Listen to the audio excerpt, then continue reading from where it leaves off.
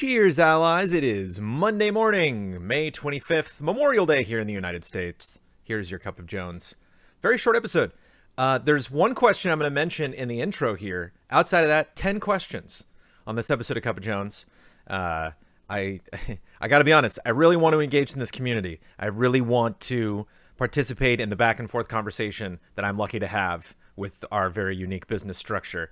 But when I boot up that episode, when I boot up that post and check out Cup of Jones in the morning and there's only a handful of questions, it's yippee! We can just glide on through this and then I can play some Animal Crossing. But we do have some very relevant questions. Brandon Kagan actually asked something that we need to address, which has been announced by Patreon. I will jump to his question. Since Patreon will now be charging sales tax effectively July 1st, does this impact EZA in any way, from finances to reward tiers or something else entirely? So Patreon has announced that they are going to be announcing more details moving forward. But they will be applying a sales tax to some of the tiers to basically, if you are following people on Patreon, if you're giving money to Patreon, there will be a sales tax added to that. That is not just, Patreon's decision. That is something that they have to do. And so, yes, that will affect us, in the sense that everything decision that Patreon makes that will affect you financially, obviously will affect us, because that will potentially change people's decisions on whether or not they want to invest in Easy Allies and whether or not what tier specifically they want to be at. I think that Last of Us State of Play announced. Oh boy, stuff's happening. If you are a $1 or a $5 patron of Easy Allies, that is not going to affect you terribly. That is only just gonna add a couple pennies onto your charge. But if you are on some of the later tiers, that might be something that you noticed. It is not something, again, that I can make predictions for how that will affect the business of Easy Allies, and I can't make predictions on how that will affect all of you, because I don't know all of your finances. All of you have to make, that very important decision of how long and how much you want to be a part of Easy Allies financially in supporting us. But all of you watching this on Cup of Jones are at least here at the $1 level, and I definitely appreciate your support. Hopefully you continue to support us past the July 1st date, and we will inform you of any sort of leeway or any sort of wiggle room that we have given to us by Patreon to make that less impactful, possibly for specific tiers. They said that there's more information that they will be rolling out, but some of you are saying you're with us for the long haul. And somebody asked actually specifically where the cup came from, and then got this at the Ren Fair. I should have the company just on hand. They do have a link. You can go to their website and pick these up, but bought it at the Ren Fair a long time ago. And then it broke on my first episode of Cup of Jones. I was just about to record and I dropped it on the floor. So if you go back and watch the very first Cup of Jones, at the end when I'm like, cheers, and I sip, it's a fake sip. There's nothing in that cup. And it cracked and it would not hold water. And so I had to mail it to, or I think I maybe took it to the Ren Fair and dropped it off. But it took a long time for them to repair it. And then I got it back. So now I'm very... Blood adds, it's based on your local tax rates and whatever rewards are considered taxable. So again, there's just all sorts of... tiers, if you will, to how that will affect our patrons. And it does not affect us directly, except for the fact that obviously some of you may want to reconsider your financial investment in Easy Allies, which we certainly understand. We are definitely in a time period, regardless of whether they're adding sales tax or not, where all of you are taking a long, hard look at your finances, especially nearing the end of the month. So cheers, everybody. Thanks for tuning in. And a happy Memorial Day to everybody in the U.S. And, of course, love and respect to anyone who is currently or has or knows anyone or has friends or family that has served in the armed forces. Trials of Mana and Maneater reviews are now up from Daniel Bloodworth and Bradley Ellis, respectively. So it's nice to get some of that stuff done. Some of the boys are continuing to work on reviews that we will get done as soon as humanly possible. But I cut that Trials of Mana review. That was... love cutting a Bloodworth review because Blood is, like me, very prolific in his capturing. So there were lots of clips. And trust me, there was about 40% of the footage, not only just obviously like in real time, obviously, I only grab a couple seconds from every single clip, but just the massive footage that I got for that game. I got to a point past clip 100 where I was like, I think I'm good. I don't think I need to show some of this later stuff. So some of you potentially worried about spoilers in that game. There's a lot that even I was given from Bloodworth and told what was spoilery, what was not. But the Maneater, review is up as well, and I'm very much looking forward to playing that. I'm going to be playing that for a group stream tomorrow night, and the other allies will be joining me and possibly telling me what to do, guiding where I should take my shark. And Brad mentioned in the review that it is somewhat of a short open world game, so I'm excited to see how much progress we can make in 2 hours. But those reviews are up. More reviews are on the way. Our monthly Q&A is this Tuesday. It will be hosted by myself. I believe Ben Moore will not be available to be on that Q&A, and so I will have to step in. But I was not on the Q&A the month prior, I think, because I was working on some project. So sometimes we're all in the Q&A. Sometimes we have other responsibilities, and I believe... I get the Q&A this time. Shout out to Ben Moore, who obviously is taking all the questions, putting all those submissions together, and shout out to everybody at that tier. And I'm looking forward to joining that conversation because I was not around last month. And I very much enjoy the Q&A. We definitely get, there's lots of Q&A portions of a lot of the things that we do. Obviously, chat is rolling on a lot of the live streams that we do. So obviously we can go back and forth that way, but we have Love and Respect, and we have Ask Easy Allies at Gmail, and obviously the showcase, which brings me to that next point that and somebody asked specifically, Juan Roland Jr. I guess I can jump ahead to their question, but Brad Ellis will be joining me for the next showcase, confirmed, and I believe we are doing that on the 1st. Let me just bring up that calendar there. Let me just take a peek just to be sure. And Blood said, there's definitely been a lot of people who have had to drop support due to losing work during the pandemic. Thanks to everyone who's been able to stick with us. Yes. Yes. I second that. Yeah, next week, Community Showcase, 2 p.m., Brad Ellis. Be there, or be square. Or be square and be there. It's up to you. And then, yeah, Patreon's dropping that sales tax on everybody. Apologies. Hopefully you will not be adversely affected by that. Blood's posting its schedule. I guess that state of play really is happening. Oh boy. And today's editorial is going to be a quick one, and it is totally shameful, shameless, both at the same time. But my lovely wife, Amanda Troop, has been working on her own Twitch channel, which I have talked about previously on Cup of Jones, which I encourage you all to check out, twitch.tv/Ripley Improv, Ripley as in Ellen Ripley from the Alien series. And it's just been wonderful watching her put this Twitch channel together. I was hanging out with Milo, and I heard her in the other room trying to figure out the tax information. And Bloodware's on the stream right now can definitely sympathize with us trying to figure out all that tax stuff when we were setting up our Twitch channel for Easy Allies. And so it's just been a fascinating process, not only following her setting up that Twitch channel, but the difference between the type of content that she's doing versus the type of content that we produce here at Easy Allies. I just want to talk about that for a little bit, and of course promote it in any way that I can. But before I do that, let's take a look at the schedule. Uzi, you have been a tremendous supporter, actually, of them. Amanda specifically noted. She's like, Uzi was in chat again. Thank you, Uzi, for hanging out. Cup of Jones is happening right now. Wind Waker is happening immediately after this, which I'm assuming is going to be a full playthrough from Brad Ellis, part of his ongoing birthday celebration. Frame Trap is also today. And tomorrow is our Q&A, as I mentioned. And then following that, I basically am taking over tomorrow. I got the Q&A starting at 2 p.m. and then I get to do the group stream from my perspective, Mwahaha, as an animal running around and eating people at 6 p.m. Halo 2 apparently is going to be the conclusion of Halo 2 with Mike and Mike. And then Ian and Don are going to pick up the game that doesn't seem to ever end, Deadly Premonition. I want Deadly Premonition to be on the schedule every single week. Huber Syndrome is on YouTube on Thursdays. The Blood Pack Roundtable, which is not live, is pre-recorded, will be on Thursday for everyone to check out. And Fiasconauts will be on this Friday. I'm not sure actually what the cast is of that Fiasconauts. Maybe Blood can fill me in there.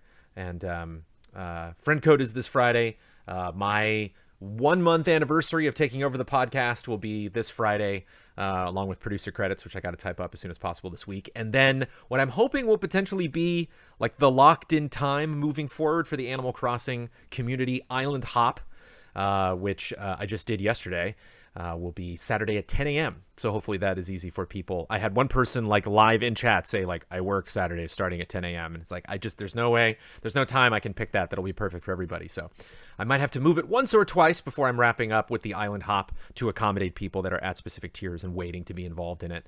But I will try to stick to that time because I think it works for people. Obviously, to have all of Saturday, depending on where you are in the world, to be awake. Some people have stayed up and 1, 2, 3 p.m. a.m. Sorry, to be involved in the island hop. I very much appreciate that. But I think some people that have missed out, and that when the time bounces around every week, they can just miss the opportunity and miss the information that when it is happening. So if we stick to the same time, hopefully some people that have missed out previously can be like, okay, I know you're doing it this Saturday. I will be there. I will be ready. My gate will be open and I can swing on by. An especially jolly 3-hour episode of the Animal Crossing Island Hop this last weekend. And easy update on Saturday, and then the podcast for everybody that is not early access on Sunday. Business questions.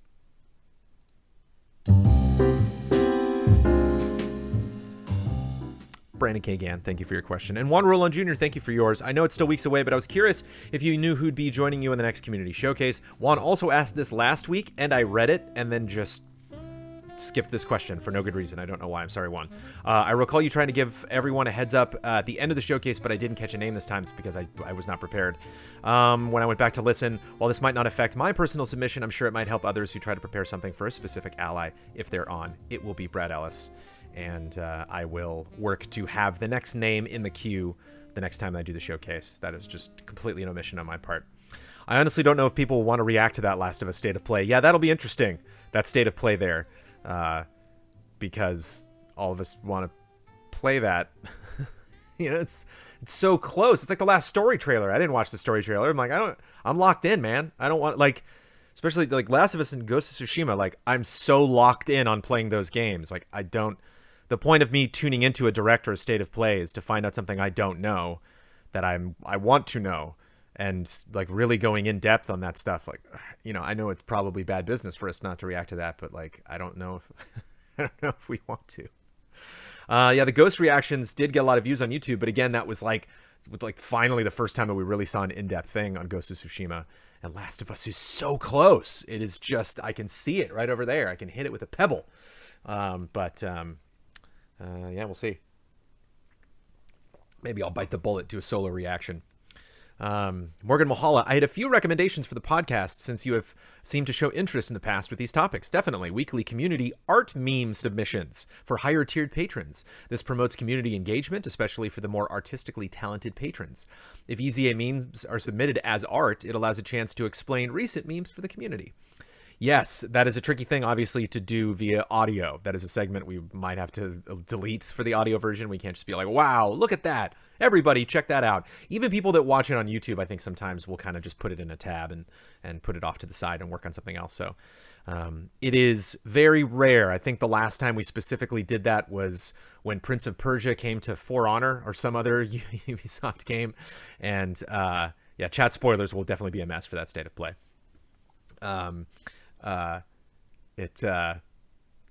So it's rare that we will call attention to something that you're supposed to look at on the podcast. The podcast is generally geared towards all, just stuff that you can listen to.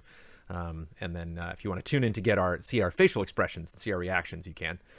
Game movie recommendation. This I'm not averse to. It's interesting. Part of the podcast sign off could include that week's bet winner recommending a video game to play or a movie to watch for the community, including with or in place of an Easy Allies video selection. I remember you seemed that you liked the idea of staff picks from the allies for the community. As somebody who used to work at Blockbuster Video, it was always fun having. I never got that. I never got my staff shelf. I don't know if that was common at the Blockbusters that were near you, or if you've ever been to a Blockbuster, but they used to have the employee picks, and I was always excited about getting an employee pick, but it didn't work there long enough. Just some thoughts on you engaging the community. Thank you, Morgan. Yeah, I definitely wrote those down as takeaways, and it's tricky because that can also be like a last word. If you have a final word, you can use that to recommend something that you want people to check out from the community. And I think because we're so focused on gaming news, if at the end, that's something that, obviously the allies would have to know not only moving forward, but be reminded before we shoot the podcast, like, hey, if you win the bet, just remember to have something on hand. And so I know just personally from experience, whenever I win the bet and I have to recommend a video or have a last word, sometimes it's like, it's hard to, because your head can be swimming sometimes with just all of the news and all of the different topics that we've discussed. And so that might put people on the spot, even though it seems like an easy thing. Obviously, Michael Huber could do that at the drop of a hat, but all of the allies equally, I'm not sure. But those are fun suggestions, and I will add them in. Again, I'm still. I have a lot of suggestions about how to change gaming gladiators. I have a lot of suggestions about stuff that I can add to the podcast or tweak. Even if they're suggestions that I love and I really want to implement, I am going to take a little bit of time to just get cozy with the general format. The last podcast actually was very interesting because it was the first podcast since I took over that there wasn't like a guaranteed thing we should talk about. Even Mafia Trilogy was kind of just in terms of like how undeniably relevant it was to just the wide gaming conversation in this industry. And so it was a tricky one. It was one where I only had like one or two. It was that and Evo, I think, were locks. And then everything else I just had under also this week.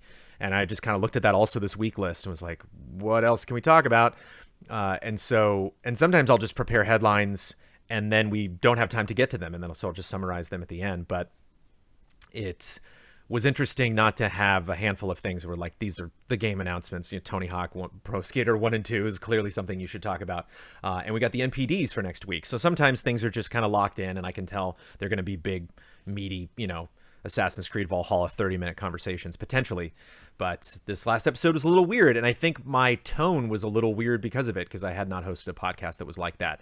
I think I'm a little rusty on my transitions, a little rusty on me just like, okay, now it's time to talk about this weird thing. So I got to get a little more comfortable with that. So I don't necessarily want to change things up by throwing a bunch of new segments on the podcast before I have had a chance to do several episodes and get used to how the show can change week to week. Logan Tawes, in a world where money and time wasn't an issue, could you see Easy A ever doing movie TV reviews in the same way that you do game reviews? Or do you think game reviews is where your guys' talents best lie? Hell yeah, reviews for everything, reviews all day, reviews until the end of time. Money is not the issue. I mean, I guess money is the issue because if we had a ton of money, we could potentially hire more full-time people. But yeah, I've thought about that every now and then. That would take time away from obviously the game reviews that we want to do, and we don't have time to review every game as it is. And so I think obviously our talents best lie currently as of May 25th, 2020 in game reviews, because that's what we have a ton of experience doing. But when if we were to do that, we would get better at it. And I don't think that would be something that would be, that would hinder the creativity of the allies. I don't think something we would necessarily be bad at. We just don't have a lot of experience doing that within this company. But yeah, I think that would be fun. I'm not asking because I think you should start doing movie reviews. I would love that. The main reason I would want to do movie reviews is to go to premieres. When I see reviewers that get to like get dressed up and go to premieres like a week or 2 weeks before a movie comes out, it's like, I bet we could do that. I bet we could get in on that action if we had the time. Just curious if you think there would ever be an interest, if ever given the chance. On an unrelated note, which you don't need to read as part of Cup of Jones unless you want to. I want to. There's not a lot of questions this week. I was watching the latest episode of Retro Replay, which is now just Nolan North as Troy Baker decided to leave. And he mentioned, actually, I didn't see Troy on it, but I didn't know Troy left. I know Troy's all over the place. I know Troy's a musician, and so I saw he's been premiering new music and stuff like that, but I didn't know he left Retro Replay. But shout out to Nolan North for continuing it. And he mentioned how he's been watching Black Sails and would love to have Tom Hopper, a.k.a. Billy Bones, on the show. So what you got to do is convince Luke Arnold to get on the show with him instead, have him put in a good word about Easy A, and bing, bang, boom. You can have Nolan North guest on something of Easy A's. Please note, this isn't jest, but it would be cool if it happened. I actually am... This is going to sound weird. This is going to sound like I'm flexing, but I'm not. Like, I actually am kind of pseudo-connected to Nolan North just through agencies and friends and stuff. And so if GT was around for, a couple months or maybe even, a year past its expiration date, if you will, Nolan was definitely a name that I wanted to get on GT Live. As you could have possibly sensed from me pulling in lots of voice actors as potential guests. I went to a gathering one time for an agent for a birthday party, and Nolan was there. So I got to chat with him for a little bit. Extremely nice fella. And shout out to Retro Replay. Alexander Zirianov, is there any chance you'll be streaming games and rendering shows/reviews in 4K when the next gen arrives?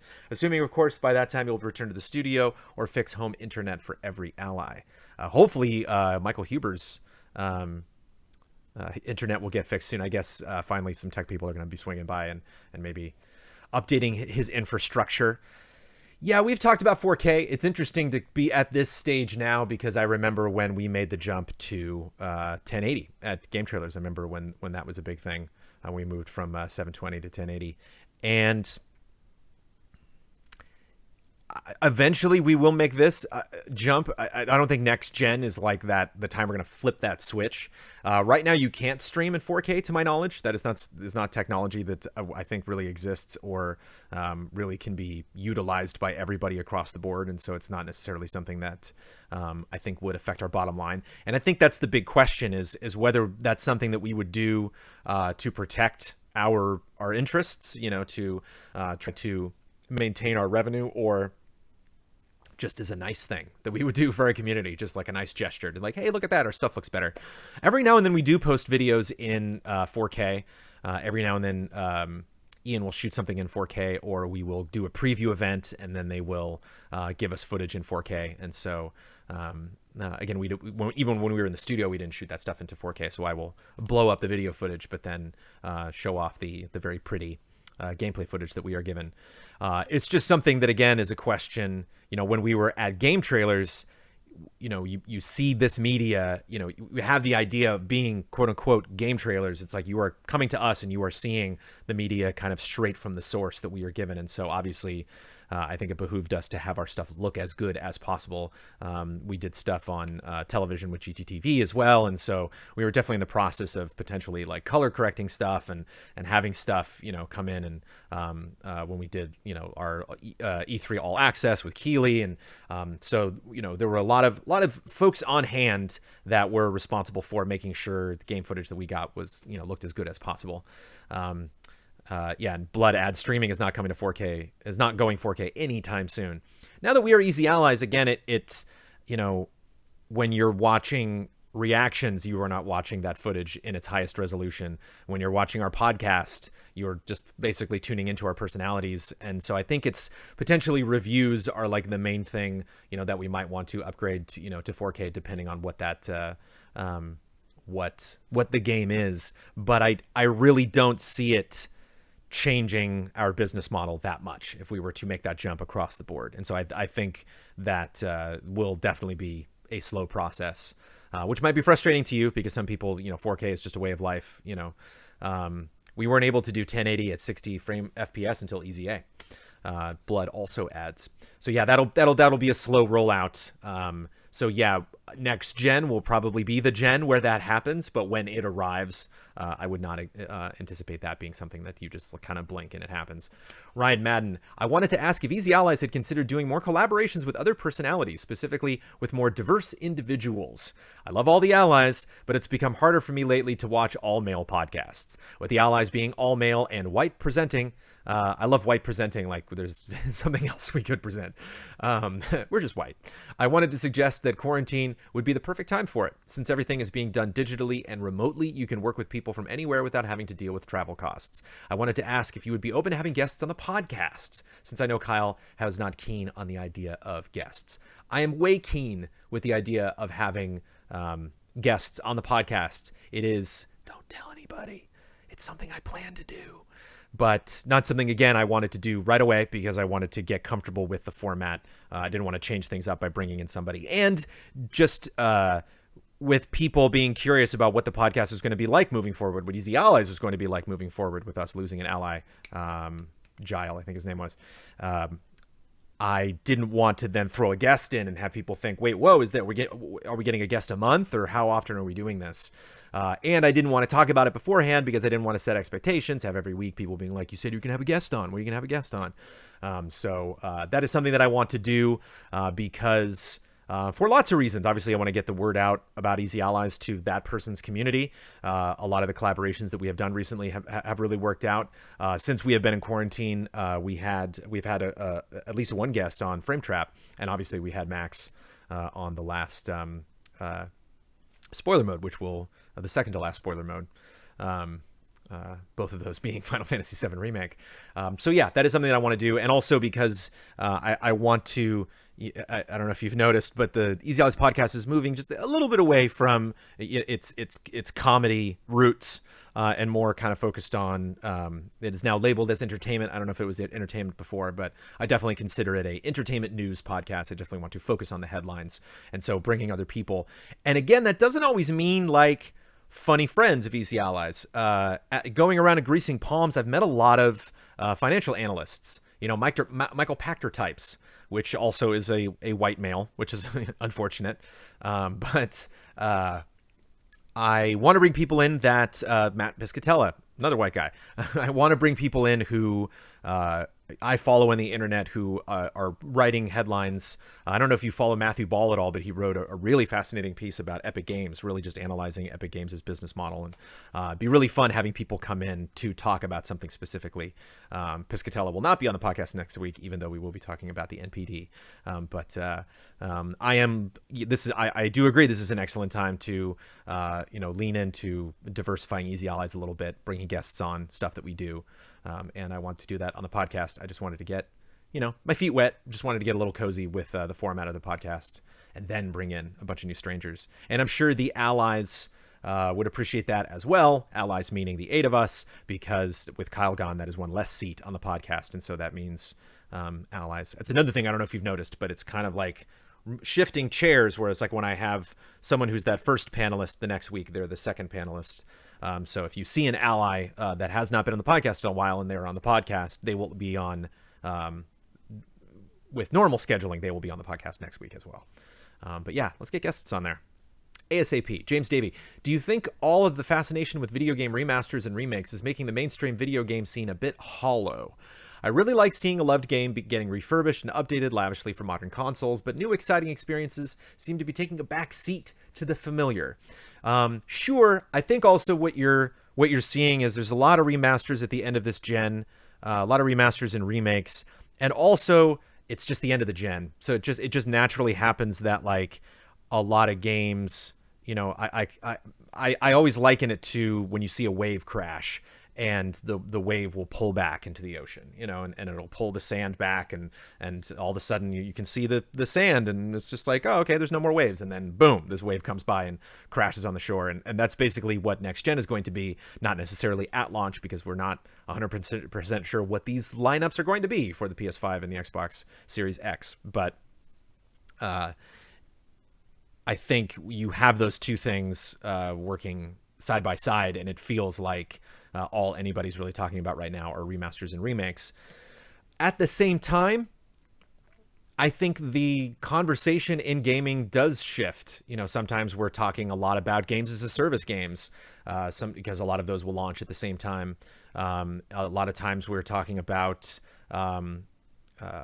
just different things in terms of what is kind of the big shift that the industry is taking. And obviously we want to talk about the biggest things that happen, regardless of whether they fit into a theme or not. But I think when you look back at individual years in gaming, you can definitely pick up on trends, on things that happen. And so it's only natural, I think, for gaming discourse to follow in that direction.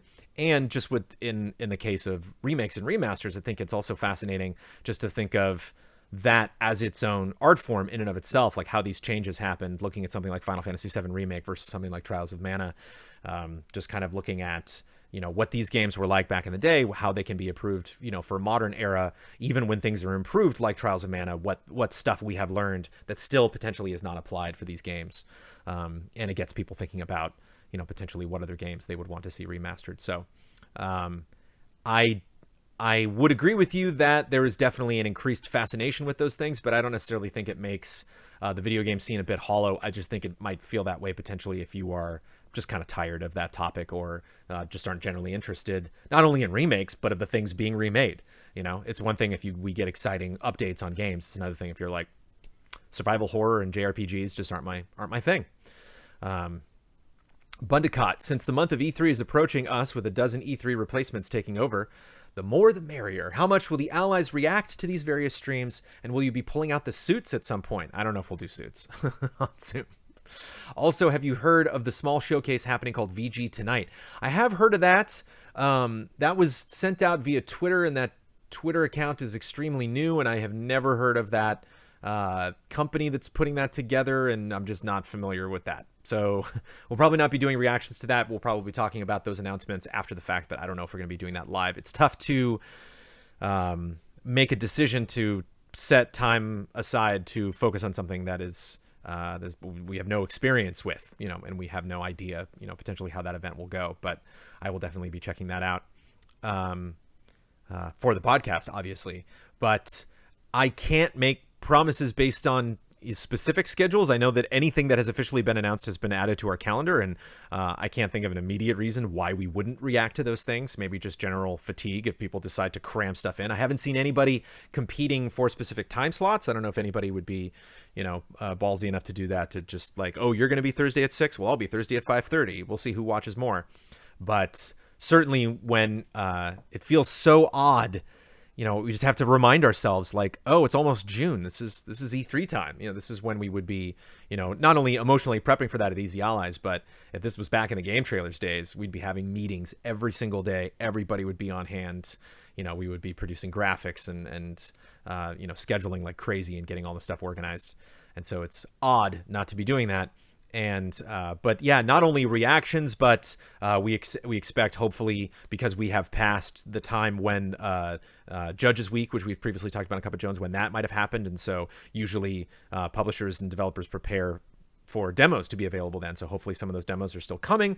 It would be wonderful if all of you got access to them as well, but we might potentially get access to things that other people don't. And so we'll be able to do preview coverage on that. I will be perfectly honest, not a lot of that stuff is in production right now, but we are definitely waiting with bated breath, not only when these live streams will happen and announcements will drop, but when possibly we can be a part of potentially interviewing people and getting access to demos that we can play and then talk to you about fun games that are coming out. Nick Steiner, as you get more and more used to moderating the podcast, how do you feel about the size of your EZA workload? I don't know. You can always measure it like a tree. You can always measure it with the bags under my eyes. I didn't work last night. I made a point to, I was like, oh, I'll work on Cup of Jones in the morning. I'll get up a little bit early and I'll work on Cup of Jones. And last night, between Milo and Sophie and Norbert, was just not a good sleep night.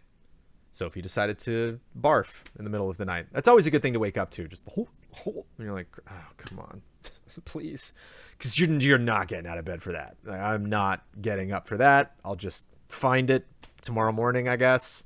Hopefully with my eyes before my feet.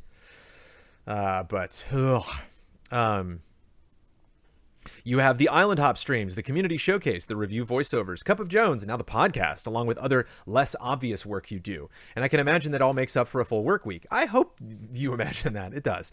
This absolutely isn't to make any comment on the other allies, because I know they all work plenty too. I'm just curious. And one way to just immediately make that separation is like, I'm not covering a lot of games, folks. When I was on Frame Trap before, I was like, Ben reached out to me and he's like, what do you want to talk about on Frame Trap? And I was like, I should probably play Mafia, shouldn't I? I got that Mafia code and I was like, I will commit to that. I will play as much of that. And I stayed up late Wednesday night. We shot that on Friday. I stayed up late Wednesday night working on that, and then stayed up late Thursday night cutting the podcast, and then late Friday night working on Trials of Mana, and then finished that on Saturday. So whereas I am working on a lot of fun things that you get to watch, I'm not playing. I do play games, but I really do want to finish Mafia 2, but I'm not, that's what we really rely heavily on, Damiani and Huber and Ben and Brad. And of course Blood, but Blood's kind of in the same situation that I am, where we are more focused on a lot of administrative stuff. To get out there, play those games, stream that stuff, offer impressions. Shout out to Brad for streaming Wind Waker today. A lot of those guys fill in to put the focus on a lot of those other games. I'm just curious if you feel comfortable where you're at personally, as moderating the podcast shouldn't have been a small pickup. And from the outside, it seems like you're doing more than you used to. Yes, I'm doing a little bit more than I used to. I have kind of sunsetted Trailer Jones, unfortunately. I have kind of put that on a back burner. That is a passion for me, but that is my limit. That is definitely something where I was like, yeah, maybe I'll just do like one of those a month. I'm like, I cannot. If I did Trailer Jones, I wouldn't play anything. I'd show up to Frame Trap being like, let me talk about trailers. The other thing about Frame Trap 2 is I was like, can I talk about Animal Crossing some more? And like, no, clearly clearly that ship has sailed. I stream that every week. I don't want to like bring that to Frame Trap. And of course I play all my stupid mobile games as well. Whenever I'm here, Milo, play with this toy. Let me just, check on Galaxy of Heroes real quick. But I'll be honest, when we met to figure out what we were going to do with the podcast, and I was like, so who wants to host this thing? And all the allies looked at me. I was like, no, because I didn't know what that entailed. But now that I'm in the groove, now that I'm in the scheduling of the podcast, it's definitely much easier for me to do than it was the first week that I did it. And I'm pretty okay with my current workload. The only kind of stress that I have over how much time I have versus how much I'm able to do is really just maximizing this, our unique opportunities that we have during this pandemic, during the stay-at-home order, having to do everything individually from our new places of work, aka our homes. And I see other companies doing a lot of really fun, fascinating things, and there are some fun announcements. There are some fun things that we have been working on and will be a part of in the future that we are not able to talk about just yet. But I just want to do more. I want to. I see people doing fun things, and I'm like, oh god, that's a great idea. I want to do something like that, like watch at home stuff. I have even some like Amanda's friends, Jessica Lynn Verdi's been doing a little bit of that. But it just, that's another 2 hours to add on to workday. That's another 2 hours that takes away from somebody working on a review or a preview or some other type of game coverage. That's 2 hours we could potentially be streaming a game instead of focusing on a movie. And so just like all these things. You put a weight onto one panel and it just, raises or lowers another thing. And it's just tough to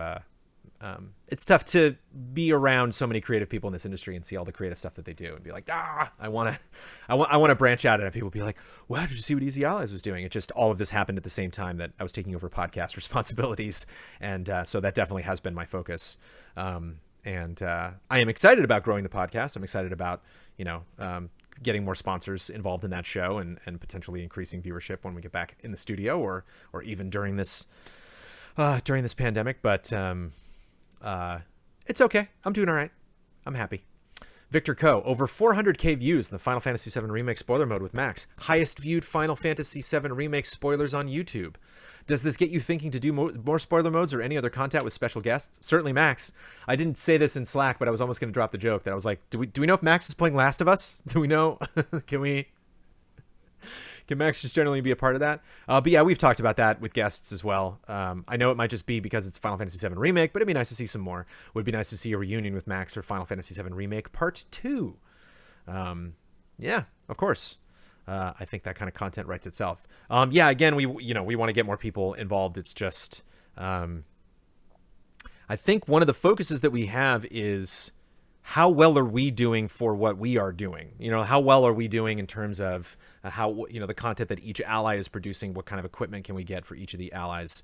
How can we improve their infrastructure and their, the quality of the stuff that they are doing? And then outside of that, of course, whenever we get opportunities, we want to bring guests in. But outside of the shows personally that I am responsible for, and obviously the podcast being the greatest example of stuff that can accommodate guests, it's not something that, because one of the things you also have to consider is that worked out really well for spoiler mode. I did see people saying that making that public was a mistake. I did get feedback from people saying that having a guest on was a mistake. That people are like, I don't tune into Easy Allies to watch other people. I tune into Easy Allies to watch all of you. And so it is kind of a give and take situation. It's not something that we want to do too much of, but it is obviously, in this case, worked out really well. And it's something that we will continue to do when it works. And yeah, chat's noting right now, Screaming Argonaut. Final Fantasy VII Remake is pretty unique circumstances, I think, across the board for doing multiple spoiler modes and all of the coverage that we did on that game. And finally, to wrap it up, speaking of Screaming Argonaut, Asbo's Recruiter. Oh, I didn't realize. I'm so sorry. It won't happen again. However, if Easy Allies found out that its romantic anonymous pen pal was actually its workplace rival, how long would it keep that information to itself and not just let her know? Obviously, we're a fan of the hype. We want to build the hype, and so as long as possible, especially since it's I think of that as an early embargo. You know, we get early access to a game. We know about that game. We know, you know, when the embargo's lifting. We know when our review's going up, but our audience doesn't know. And it's exciting. It's exciting, obviously, not only to get access to the game, but it's exciting to know that this exciting thing is coming up. There is a show that we are working on that we haven't announced yet. It's exciting to know about that and know that that is coming. And all of you, I believe, will very much enjoy it when it happens. And so holding on to that private information is one of the greatest things about this business. Selfishly, you know, I understand I say that and it just comes across as smug Jones. It's not something you probably enjoy hearing, but yeah, I would definitely hold that information as long as possible. I just want to say, I auditioned for George in college and I got Kodai and I was pissed. I thought I was a lock for George. I learned all of those. Everyone's like, "What are you talking about?" Just go watch You've Got Mail. I learned all of those words, even like the what's the song that he sings really fast? When we meet tonight at 8. I learned that whole song, and then I didn't get it. I got Kodai. I got to play the villain, and I was like, blood. ... Yeah, brutal. I was upset. Let's do an editorial. It's fine. I'll be fine. I'll be fine, everybody.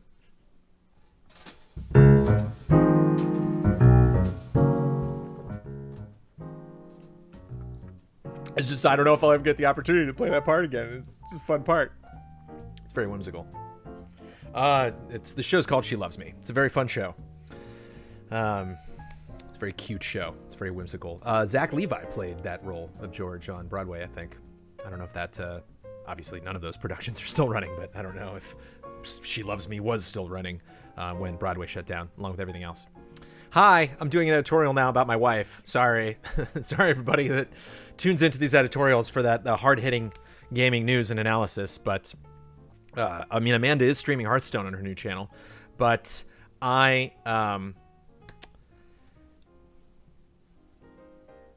am stoked that Amanda is working on this YouTube channel. Well, she has a YouTube channel as well, but is working on a Twitch channel. So for those of you who have no idea what I'm talking about, I'll give you a quick wrap up. Amanda has been working with the group for a long time called Ripley Improv. You can follow them at Ripley Improv on Twitter if you want to know their schedule about when they will be streaming. At least once a month, they're going to do a big long-form narrative improv show, which I've talked about and will continue to talk about unapologetically. And yeah, Hearthstone and Tea is her Amanda's game stream. In the future, at some point, I'm going to play Hearthstone with her, against her. She is going to absolutely destroy me, but it'll still be very fun. I can't remember what I was doing. I think I just hopped out of the shower and I was like brushing my hair or something, and she came into the bathroom. She was like, "I'm gonna stream. Is that okay?" And I was like, "Yes, please, please go stream." It's funny. She brought in Hearthstone into OBS and then couldn't get the sound working because she's on Mac and OBS and Mac and XSplit, and Mac and just Live just doesn't. It's not as accommodating as a lot of the software is on PC. But it's been really interesting seeing her starting up this Twitch channel and going back through all of the motions of all the stuff that we had to do when we were starting our business, and, you know, finally getting, you know, affiliate status. And it's funny, Twitch is like a role-playing game. You know, you level up, you get more access to more things, and having her be like, "Oh, we finally got access to emoticons," and explaining to her, you know, kind of how, you know, try not to mansplain it, but, you know, just basically saying, you know, take it or leave it. Here's my advice based on what we've learned from our community. So thank you, our wonderful community that has instructed us on the ways that you prefer to do things. And then I can pass on all of that hopefully valuable information to her. It's really been interesting because we've long talked about, or I have long talked about, you know, thanks to Asbo Zapruder, I just talked about theater. And Amanda is a theater actor. My brother's a theater actor. I did theater for a very long time, so theater is a very important part of our lives. Amanda used to be definitely more involved in a group called Impro Studio that is in Los Angeles, and you can give them a follow as well. They have a Twitch channel, Impro Studio, and they live stream, again, long form narrative improv. And the difference between those two things, if you are unfamiliar why I'm specifically labeling that as such, is for a lot of you that might have seen improv before, or maybe even have taken improv classes or had improv be a part of school, if you've been involved in drama or whatnot. Improv skills can help if you're, doing public presentations or making speeches and stuff. So sometimes those games and those exercises will be valuable in those situations. But when you think about traditional improv, you think about improv games. So you have an improv troupe, and then they'll all be backstage, and then like 3 or 4 of them will walk out on stage and be like, okay, it's time to play this silly game. We need a suggestion. And then they'll do a bit, and then they're done. And so each of the individual improvisations will last about 5 minutes, maybe 8-10 minutes. And then you'll just see a big batch of those as you move along. And that works well for people in improv. It's kind of like doing skits for Saturday Night Live, because if there's a bad one, it'll be over quickly. And so if something doesn't work out, it's like, okay, we can just kind of brush past that and then, kick up the joke again in 5 or 10 minutes and hopefully, hit a home run that time. Long form narrative improv is a lot more stressful, because essentially what they are doing is they are picking a format and then telling a story for an hour. And all of those stories, not only do all of those scenes have to play off of each other, but you got to end that sucker. So when people bring stuff up at the beginning, it's a trick to not only remember everybody's names and locations and stuff like that. That's why I have to write everything down in Fiasconauts, because I'm like, I don't remember any of this. But you got to stick the landing. You have to figure out, where is this going and how can we wrap this up? And when is it time to wrap that up? You got to be looking at the clock and realize, okay, we got 15 minutes left. So probably got about 3 scenes. So all of this should figure out. And then you get people labeled as, heroes and villains and friends and side characters. And it's interesting to see a couple of characters go out and do a scene and then have the other cast kind of either help them out with stuff physically, as if they're pretending like to climb or crawl or fight or fly or whatever, and helping out potentially with props or sound effects or background music and stuff like that. And so it's interesting to see how you translate that to Zoom, how you translate that to a live stream.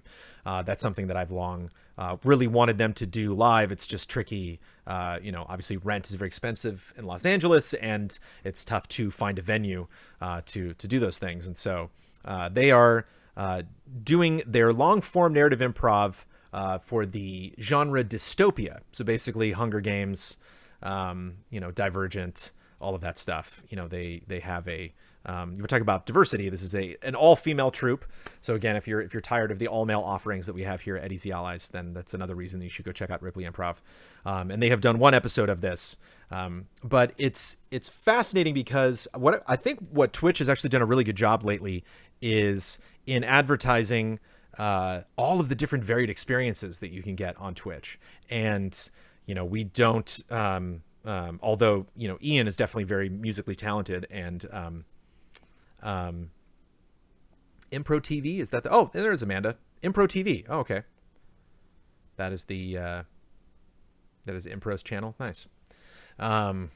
Nice. Amanda dropping in the Ripley Improv is where you can go find them. But it's interesting, we don't do a lot of stuff musically here at Easy Allies on Twitch. We don't do a lot of stuff, obviously live theater. We don't do readings of books that are in the public domain. We don't workshop new plays or TV shows or film scripts and stuff. There's just a lot of things creatively that I'm seeing other people do. That is a bit of a struggle here at Easy Allies, because it'd be really fun to branch out and bring a lot of varied types of content to our channel. But at the same time, obviously, not only does that take time, but may potentially take away from stuff that people want to see. People are like, I tune in to what you're doing here at Easy Allies. I'm not tuning in to watch that other stuff. And so it's weird if you're taking time away from the type of content that I usually enjoy and focusing on other things, which is why kudos to my wife and kudos to Ripley Improv for producing this stuff, because all we got to do is just hit that host button, and then all of a sudden we're bringing what I think is just a really unique and fun content to watch, for varied reasons. It's Ripley Improv is fun to watch because they know what they're doing and they don't know what they're doing at the same time. They know what they're doing because they are all very skilled actors that are doing really what I think, is some of their greatest talents, which is, creating these characters, fashioning these made up narratives in the blink of an eye. But at the same time, you're just kind of flying by the seat of your pants when you do improv. And so one of my favorite things about improv is seeing that, even though it can get very nerve-wracking sometimes, is seeing that uncertainty in their eyeballs, seeing those moments where they realize, like, we have no idea what's going on, or potentially having one actor, one character get stuck in a particular situation, and then having all the other performers kind of dogpile on them and just kind of be, there's one really great moment when you had all of these old women that were being, all these old characters that were being introduced into the story, and then they just one after another, they kept coming in, and so it's funny to see one person kind of like, I'm trying to move the story forward, everybody, and then the other actor's like, no, this joke is too funny. we're gonna keep this going. And we do a little bit of that. Obviously, we have a rapport when we do stuff on group streams, but narratively, that is a tremendous skill that is very, very tough to do. And I just love, YouTube's great. The reviews that we do are great. The shows that we produce, I love. And I definitely don't want to diminish or pretend that I'm not interested in those things. But as someone who started out, my creative life, started out as a wee lad doing children's theater and getting up on stage and having the lights and the costumes and the sets and the makeup and realizing like, this is really great. And seeing, older kids do productions and obviously professional productions, being like, that looks like so much fun. I want to be involved in that. And I still miss that. Obviously, when you do a show, it's not just you going to see the show and doing the performance. It's weeks, if not months of rehearsal beforehand. So there's a lot of work that I don't miss that goes into those things. It is kind of nice just like grabbing questions really quickly and like, ta-da, Cup of Jones. There we go. I produced a piece of entertainment, as opposed to prepping. There are times when I hear Amanda rehearsing with her troupe, which the troupe, get it? That I think, boy, could Easy Allies have run that way? Could I have, would we be able to stick to that particular type of work ethic and really, workshop something again and again? And because I think it's a little scary, just to be like, okay, you be this character, you do this story, okay, go. And then just jump in and just kind of throw all your inhibitions, to the side and be goofy. And it's not all comedy, the stuff that they do. There's a lot of serious themes that they bring up, a lot of very effective drama that happens. I have definitely shed a tear at Impro shows and Ripley shows over some of the just fascinating character relationships that have developed, that I'm sure they are, kind of reeling in the same moment, because they're like, we also did not know that was about to happen. That's kind of the joy of improv. But yay Twitch for creating this opportunity for Amanda and her troupe. Yay Troops Troop. Yay Twitch for just becoming this, slowly becoming this home for, such a vast array of different types of pieces of entertainment that you can watch. And so curious what you all think with us hosting that and potentially, being more involved in Ripley Improv as they move forward and do more stuff live, do more stuff on the internet, as opposed to typically when they do a lot of stuff, primarily, when people still could go out and go see shows, do stuff for, a somewhat limited community here in Los Angeles. And so it's going to be exciting to see them build this relationship and learn all of these new things about, what it is like to create a channel and grow a channel of that size in 2020 on Twitch, what it's like to specifically create that type of content on Twitch. And I have tried to inform Amanda as much as possible on all of the things that I have learned in the last 4 years, especially just with Easy Allies, to say nothing of the stuff that we did live before that at Game Trailers. And then I'm sure there's going to be a tipping point, much as I have, to learn from Amanda about Hearthstone. But I'm sure Amanda is going to break new ground and learn all sorts of lessons about how Twitch works and how live audiences can react to the type of content that she produces. And I'm sure we'll have a lot to learn from each other, but it's just, it's fun. We are just a full-time Twitch household now. It's really interesting, her playing games and then putting on these shows. And again, if you are interested at all, Ripley, as in Ellen Ripley, Ripley Improv, and on Twitter, and you can follow their schedule. Amanda is in chat letting everybody know when their next shows are and what's going on with that crew. But and of course, you will be hearing about all of that from me repeatedly over and over and over again, because I'm very excited about the stuff that they want to produce. And I think it is a good fit for our channel. But, let me know in Cup of Jones if you're like, all right, enough of that Ripley Improv. But I definitely want to promote them and have as many eyeballs on them as possible. It'd be fun to maybe do like a big raid of their channel one day, like just have a stream prepped before they go live. And then like right when they go live, like, all right, let's just go rushing in and check out their stuff. I guarantee you will never see the 8 allies produce long form narrative improv. I have done improv a couple times in front of a live audience. It is absolutely terrifying. Again, memorizing names is like the worst part because people just say like, my name's, and you're just like, I didn't hear it. And now I have no idea. So, it can be very scary. And so, tons of respect for Amanda pulling all of that stuff off. And they're a joy to watch. So you can go check out their VODs on their channel if you haven't seen that stuff. And then coming up in June, they will do another one of those shows. And they have a lot of very talented gals there in that crew. And so Jessica Lynn Verdi being one of them, who you should be familiar with. And so if you want to see other stuff that they are producing, they have their own individual channels, but all of that is being hosted primarily through the main channel. That is the easiest way to support them as a group. Yeah, Uzi says, what about Spouse Quest? Again, who is it? Who said it in just ask Nick Steiner, man. I'm too busy. I can't do Spouse Quest. I'm too busy, man. I gotta host the podcast. Hopefully now that I'm getting now that I'm celebrating my 1 month anniversary of hosting the podcast, I will get more time.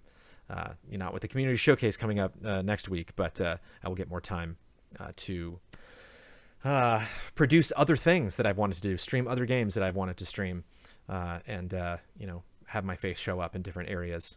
I will also not be doing improv with Ripley Improv because that is terrifying. But they do lots of fun stuff over there, and I invite you to go check them out. So kudos to Amanda. Cheers to Amanda for streaming and for creating a channel. And just reminds me that for any of you also that are out there creating YouTube channels, creating Twitch channels, it may be frustrating to have, create a video that only a couple people watch or do a live stream that only a couple people watch. Some of you might also have Patreons of your own, and you might just have, a limited viewership, limited support. But you have to keep in mind that, even just having a handful of people that are watching your stuff, that is your, currency kind of seems to downplay it because these are living, breathing human beings, but you really want to help foster that community and make that community enjoy the type of stuff that you're doing, make that community feel like they belong and they're connected to each other. And that's why, I've never looked at the community of Easy Allies as something that absolutely has to grow. It's something that I want to grow. It's something that, I think would benefit not only ourselves, obviously financially, but our community as well. If the Easy Allies community was to get bigger and bigger. But at the same time, I love the Ripley community and I love the Easy Allies community for what they are, for the size that they are, for the amount that they are able to support us. And I think if you just foster that community and appreciate communities for what they are, for the size that they are, then they will grow to the size that they are meant to be. And I think it just, that stuff just absolutely takes time. And the biggest thing to focus on is consistency, which is why next Monday at 10 a.m., you will find me again sitting in this chair doing another episode of Cup of Jones and possibly continuing to talk about Ripley Improv. Thank you for the submissions every week. I still managed to slide just over an hour for this episode of Cup of Jones, even with just 11 questions to answer. I hope all of you, if you are able to take the day off today, if you did get an extended weekend in the U.S. or otherwise, I hope you were able to enjoy it. Again, a shout out, nothing but boundless love and respect to anyone who is in or knows someone or has served in the armed forces. Of course, anyone, it seems like that's kind of like their own, war being fought right now, obviously, with this very scary, virus that is spreading all over the place. So shout out to everyone on this special day as well that is on the front lines of that and working in the medical profession and otherwise to ensure everyone stays safe and healthy during this pandemic. So hopefully you were able to do that this week. I love you all. Thank you for tuning in. Let's hopefully have a clean outro this time. Cheers, everybody. Bye. See you soon.